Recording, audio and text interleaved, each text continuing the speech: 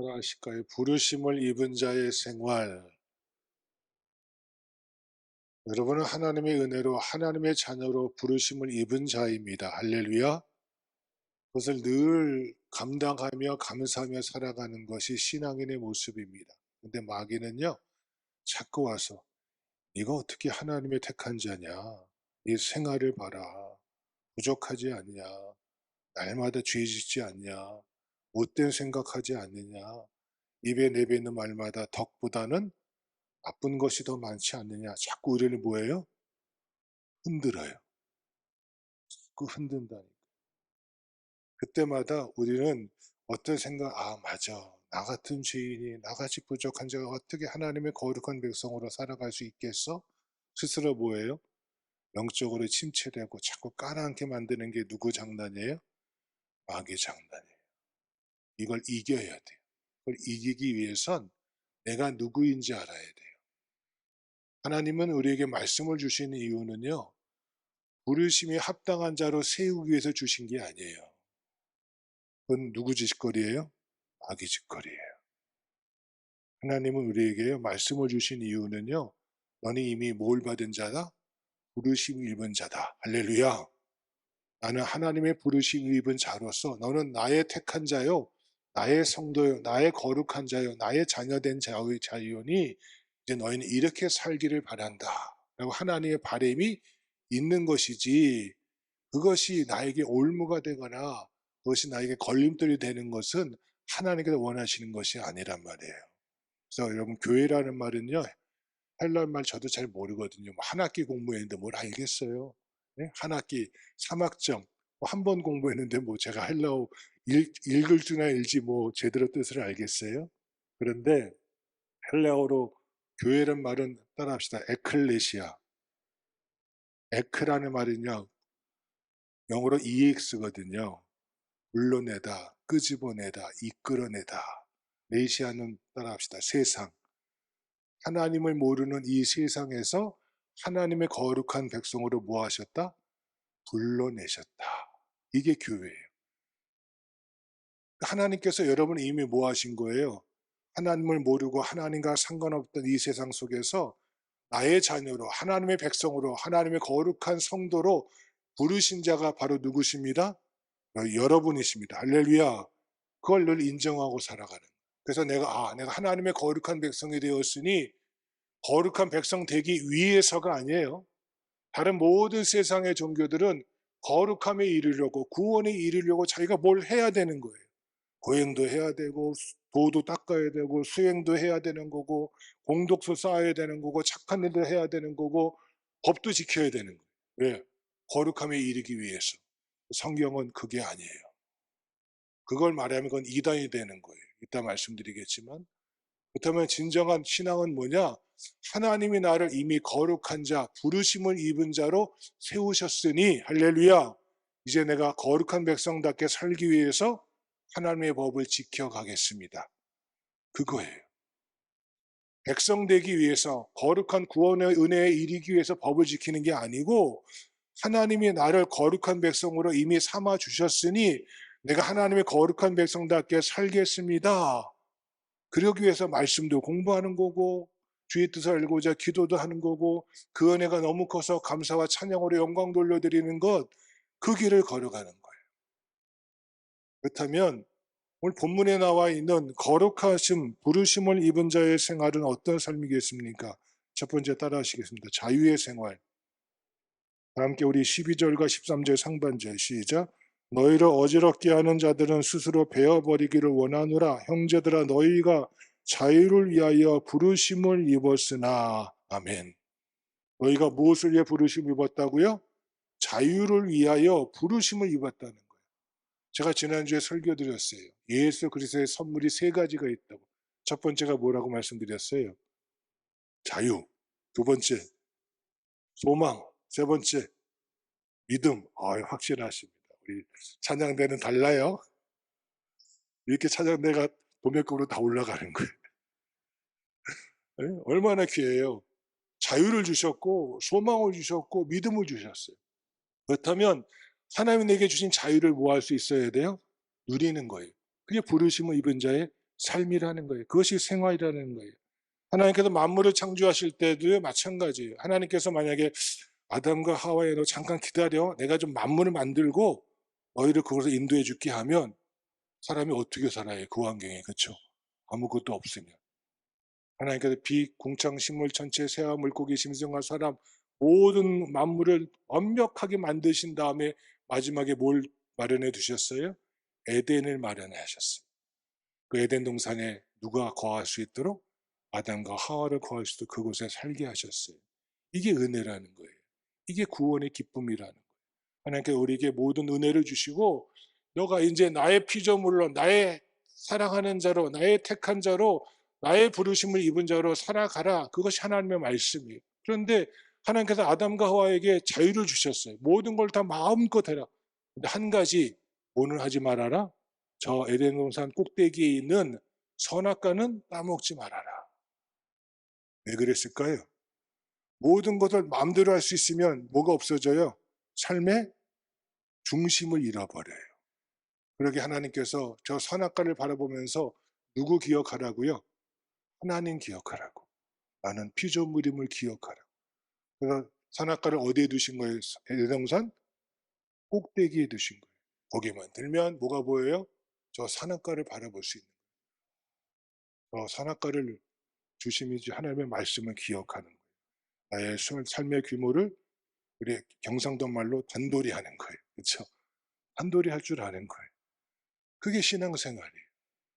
근데 이 자유를 그만 뭐하고 말았어요? 아담과 하와가 잃어버렸어요. 왜? 하나님의 법을 어김으로. 자유에는 책임이 따릅니다. 하나님의 법을 어김으로 그 자유를 박탈당하고 말았습니다. 그 결과 인류는 죄의 종이 되고 말았습니다. 문제가 생긴 거예요. 죄를 인류가 해결하면 좋은데 그 어떤 인간도 그 죄를 해결할 수 있는 사람이 아무도 없어요.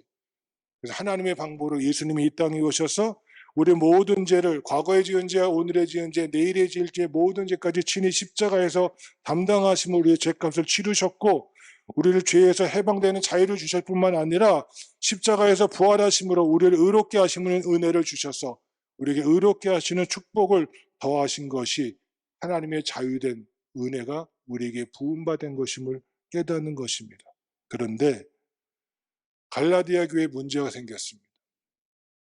분명히 복음은 하나님의 은혜로 십자가의 구원의 선물이 내게 부음받음을 깨닫게 하시는 하나님의 은혜로 구원받은 것임을 사도 바울이 분명히 증거했는데 바울이 떠나고 나니까 12절에 너희를 어지럽게 하는 자들이 복음의 진리를 어지럽게 하는 자들이 교회 안에 들어 막 교회를 회방하는 거예요. 초대교회는 크게 세 가지 이단이 있습니다. 여러분 율법은요 하나님 주신 거룩한 법이에요. 귀한 율법은 부족함이 없어요. 왜? 누구의 법이니까? 하나님의 법이. 우리가 율법을 뭐 해야 돼요? 지켜야 돼. 왜? 하나님이 거룩한 자에게 주신 법이니까. 만약에 율법을 하나님께서 이스라엘 백성들이 출애굽하기 전에 주셨다면 문제가 커져요. 왜? 그 율법 지키지 않으면 출애굽할 수 없는 거니까. 하나님은 율법을 출애굽하기 전에 주신 게 아니고요. 출애굽하시고 출애굽으로 인도하셔서 애굽을 나오게 하셔서 그들을 저 미디안 땅 시내산에 이르렀을 때 그때 뭘 주셔요? 율법을 주셔요.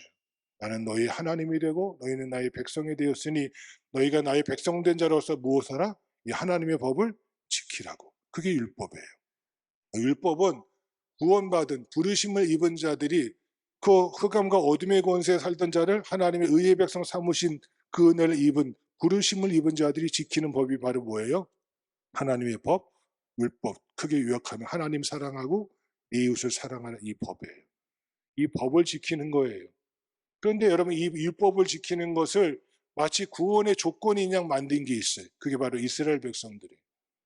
하나님의 구원받은 백성으로 율법을 지키라고 주신 것인데 부르심은 입은 자로서 살아가라고 율법을 규모를 주신 것인데 그것을 율법 구원을 얻기 위한 조건으로 의롭게 되기 위한 조건으로 만든 게 바로 뭐예요? 그게 율법주의예요.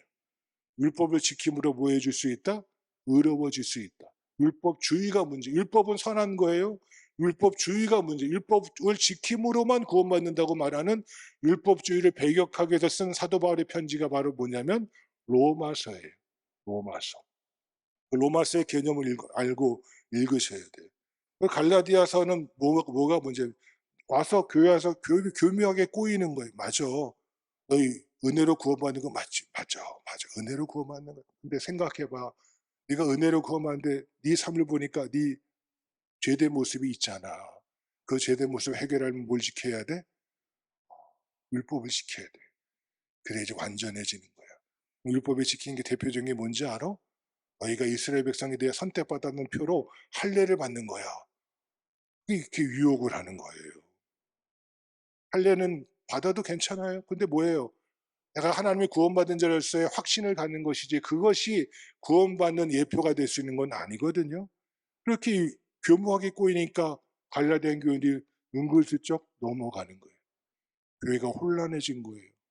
여러분, 한국교회 이단이 너무나 많습니다. 이단이 무엇입니까? 다를 이자 끝단자예요. 잘 나가다가 어디로 빠져요? 네? 삼천포로 빠지는 거예요. 이게 처음에는 같은 것 같은데 나중에 가면 엉뚱한 얘기하는 거예요. 예수님은 오직 예수 그리스도밖에 없는데 내가 예수다 그러는 거예요. 그게 누구예요? 문선명이 그랬고 박태선이 그랬고 안상홍이가 그랬고 별 엉뚱한 미친 사람들이 희한한 소리를 다 하는 거예요. 최근에 죽지도 않네. 신천지 이만희는 죽지도 않아요. 이만희가 자기가 예수래요. 그게 이단이에요. 딴 게 이단이 아니에요. 사이비는 뭔지 아세요? 그럴듯한데 그렇지 않은 거. 모양은 비슷한데 아니라는 거예요. 본질도 다르고 내용도 다르고 핵심도 다른 거예요. 그게 사이비예요. 한국교회 이단과 사이비가 얼마나 많이 초대교회도 마찬가지예요. 왜? 우리를 옥죄려고 다시 율법의 노예로 만들려고. 심지어 어디까지 나가냐면 무율법주의가 생겨요. 무율법주의. 그 무율법주의를 배격하는 책이 여러분 야고보서거든요. 하나님 예수님께서 십자가에서 어제 지은 죄, 오늘 지은 죄, 내일의 지은 죄까지 다 용서하셨다. 그러면 내가 오늘 뭔 죄를 져도 상관이 있네 없네? 네? 없지 않느냐? 주님이 다 용서하셨는데 내가 다 마음대로 살다가 내 욕망대로 살다가 마지막 죽기 전에 뭐 하면 되지? 얘기하면 되지. 이게 말이에요? 방구예요? 네? 이렇게 생각하는 사람들이 초대교회에 많았다는 거예요. 잘못된 구원론을 가지고, 잘못된 죄론을 가지고. 여러분, 하나님은 우리에게 방종하라고 법을 주신 거 아니에요. 하나님의 자녀답게 살라고 자유의 법을 주신 거예요. 율법을 대하는 태도가 우리 신앙인의 근거가 되어집니다. 율법을 내가 구원받기 위해서 지키는 것도 아니에요. 구원의 완성을 위해서 지키는 것도 아니에요. 내가 이미 구원받은 율법을 버리는 것도 아니에요. 내가 이제 하나님의 자녀된 자로서 구원받은 자로서 부르심을 입은 자로서 그 하나님의 은혜가 너무 커서 내가 하나님의 백성된 자로서 법을 지키겠습니다라고 나아가는 자, 참된 자유를 누리는 자가 부르심을 입은 자의 삶을 감당하는 이 아침에 우리 모두이기를 간절히 주의 이름으로 축원합니다. 두 번째 따라합시다. 사랑의 생활. 함께 13절 14절 시작. 형제들아 너희가 자유를 위하여 부르심을 입었으나 그러나 그 자유로 육체의 기회를 삼지 말고 오직 사랑으로 서로 종로로 타라. 온 율법은 내 이웃 사랑하기를 내 자신같이 하라 하신 말씀에서 이루어졌나니. 아멘. 본문에서 그 자유로라는 말씀, 그 자유라는 말씀은 정관사가 붙어 있어요. 그러니까 이 자유는 누가 주신 자유라는 거예요? 예수님이 우리에게 주신 그 자유로 그 자유를 가리킵니다. 그리고 육체의 기회를 삼지 말고라는 말씀에서 방종하지 말라는 겁니다. 내가 이제 자유가 되었으니 아까 조금 전에 말씀드린 대로 무율법주의자의 이단처럼 함부로 행동하지 말라는 거예요. 방종을 자유로 착각해서는 안 됩니다. 자유와 방종은 하늘과 땅만큼 차이가 납니다. 자유는 책임을 지는 것이고 방종은 책임을 지지 않는 것이기 때문입니다. 그러니까 내가 말을 한마디 해도 뭐 해야 돼? 조심히 있게 잘해야 돼요. 내가 행동을 하나 해도 몇 번 김구 선생님이 말한 것처럼 네가 눈길을 걸어갈 때 조심해서 걸어라. 왜냐하면 너의 걸어간 그 발자국이 뒷사람의 뭐가 되기 때문에 이정표가 되기 때문이다. 여러분 그 말 잊지 마십시오. 먼저 믿은 우리가, 먼저 은혜 받은 우리가 행하는 말 한마디, 행동 하나하나가 다른 사람에게 뭐가 될 수 있어요? 신앙의 이정표가 될 수 있어요. 먼저 예수 믿고 귀한 중직을 받은 것은요, 믿음의 후배들에게 이렇게 기도해야 되고, 이렇게 말씀 속에 살아야 된다고, 이렇게 하나님을 섬겨야 된다고 본을 보이라고 중직자 세운 것임을 잊지 않는 것입니다. 여러분, 자유인이 되었으면 이제 사랑으로 섬기는 것입니다. 세상은 자유인으로서 자기가 책임지면 돼요. 근데 신앙인은요, 자기 책임지는 걸 뛰어넘어서 자유인으로서 섬기는 거예요. 전에 하나님 모를 때는, 세상 속에 살 때는 내가 자유인으로서 뭐예요? 내가 남에게 피해 주지 않고 내 스스로가 잘 지켜나가면 돼요. 다 자기를 위해서 살아갔어요. 그런데 그래서 세상을 바라볼 때는 만족이 없는 거예요. 근데 신앙생활 하면서 누구를 바라봐요? 이제 하나님 바라보는 거예요. 하나님 바라봤더니 그 하나님이 나만 사랑하시는 게 아니네. 그 하나님이 나만 보시는 게 아니네. 옆에 있는 분들도 하나님이 뭐 하시네? 사랑하고 바라보시네. 하나님께서 말씀하세요. 내가 너희를 사랑한 것 같이 너희도 서로 사랑하라. 내가 너희를 섬긴 것 같이 너희도 서로 무엇하라? 섬기라. 그 말씀하신 거예요. 여기 말씀대로 오직 사랑으로 서로 무엇하라? 종노릇하라. 세상은 자유와 책임을 말하지만 성경은 자유와 섬김을 말하는 것입니다. 하나님의 눈으로 전에는 내 관점 가지고 저 사람을 바라봐. 내 마음에 드니까, 내 마음에 좋으니까. 그게 아니에요.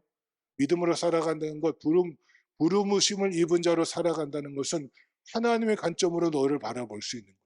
맞아. 부족하지만 저분도 누가 사랑하시는 분이야? 하나님께서 붙드시는 자야. 하나님이 부르신 자야. 그분을 위해서 나도 뭐 해야지? 주님이 섬겼듯이, 주님이 사랑하셨듯이 나도 섬길 수 있는 마음을 달라고. 그럼 그 마음이 쉬우십니까? 쉽게 안 생겨요. 그 마음 갖기가 너무너무 어렵습니다. 그러기에 뭐 하는 거예요? 기도하는 거예요. 주여, 주의 성령이여 나에게 은사를 주셔서, 나에게 사랑의 은사를 주셔서, 섬길 수 있는 은사를 주셔서 그분을 사랑하고 섬길 수 있게 해달라고 기도하는 것, 이게 부르심 입은 자의 사랑의 생활로 살아가는 한강의 모든 성도 되어지기를 주의 이름으로 축원합니다. 세 번째 따라합시다. 조심의 생활. 함께 15절 말씀 시작. 만일 서로 물고 먹으면 피차 멸망할까 조심하라. 아멘. 분명히 이단은 뭐 해야 돼요? 칼로 베듯이 어지럽게 하는 자는 스스로 베어버릴 수 있어야 돼요. 그 비록 아픔이 있고 잘못됨이 있더라도 이단은 뭐 해야 돼요? 이단 사이비는 교회에서 끊어내야 돼요. 끊어내지 않으면 문제가 더 커져버려요. 그런데 믿음으로 살아가는 한 공동체 안에 예수님을 믿는 성도여 교인이면서도 생각이 달라요. 그렇죠? 일하는 방식이 달라요. 사상이 달라요. 이념이 달라요. 근데 그런 것 비본질의 문제 때문에 피차 물거먹는 일이 교회 안에 많았다는 거예요.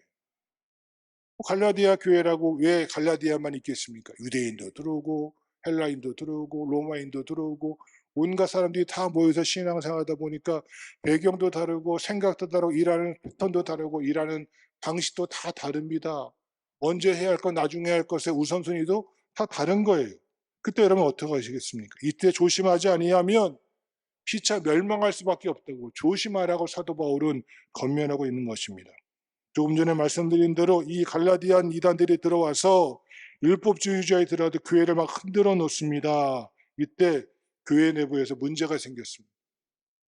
피차가 서로 물고 찢는 교회에 분열이 생기게 된 것입니다. 이때 사도 바울은 경종을 울리는 것입니다. 너희가 본질이 같다면 비본질은 떼어내버리고 본질이 같다면 서로가 용납할 수 있는, 서로 조심할 수 있는 신앙의 길을 걸어가라고 사도 바울은 권면하고 있는 것입니다. 믿음의 본질이 훼손되지 않도록 깨어 있어야 됩니다. 방법은 다를 수 있습니다. 그것이 신앙의 다름을 인정할 수 있어야 됩니다. 여러분에게 우리가 조금 전에 말씀드린 이단과 사이비는 철저하게 교회 생활하면서 끊어버려야 됩니다. 그런데 일할 때 뭐 할 수 있어요? 다룰 수 있어요. 제가 평강교회 부임했을 때 우리 당회에서 저한테 요구한 게 몇 가지가 있는데 첫 번째가 뭐였냐면 우리 교회 당회는 만장일치입니다. 제가 그때 놀랐어요. 만장일치면 어떻게 일을 하지? 그렇죠? 한 명이라도 반대하면 안 되는 건데. 근데 그게 너무나도 귀했어요. 기다려주는 거예요. 다른 의견 나올 수 있잖아요. 그때 뭐 해줘요? 기다려줘요. 바로 기도하고 내가 더 좋은 것이 무엇인지 참아주고 인내하면서 마지막에 뭐로 끝내요? 만장일치로 끝내요. 그러니까 교회가 당회가 뭐예요? 생각이 다를 수 있어요. 의견이 다를 수 있어요. 그쵸? 일하는 방식이 다를 수 있어요. 그런데 뭐가 돼요? 그건 나중에 은혜가 되더라고요. 아, 이것이 우리 교회 당회가 유지해온, 정말 하나가 돼서 유지해온, 비록 그 일이 더딜지라도 어떤 일은 늦게 돼서 손해 볼 때도 있었어요. 어떤 일은 그 일이 빨라져서 이익이 될 수도 있었어요. 근데 손해와 이익을 떠나서 당회가 하나가 된다는 것이 얼마나 귀한지 모릅니다.